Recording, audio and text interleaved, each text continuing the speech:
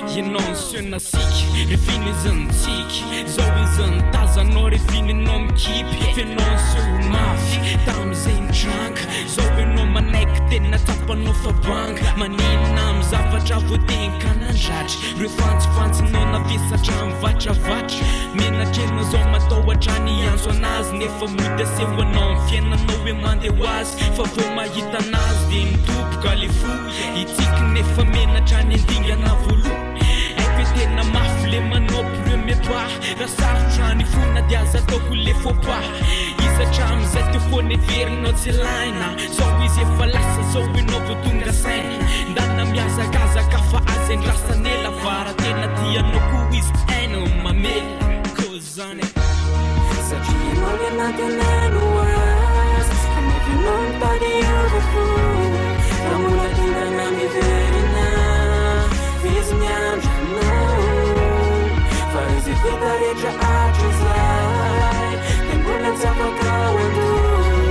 ndirefona elaenina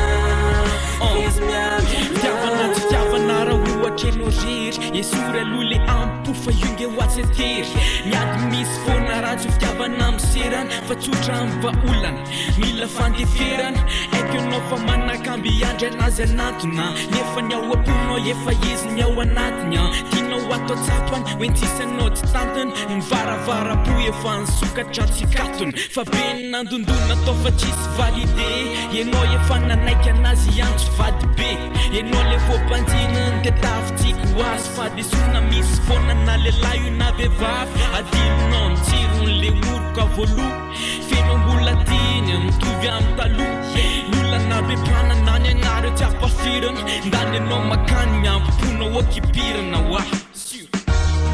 satria ianao le natenano azy amevinao mitady iova fo raha mbola tongana miverina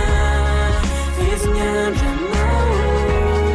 fa izy vita rehetra atrazay de mbola tsapakao ando ndirefona miaranenina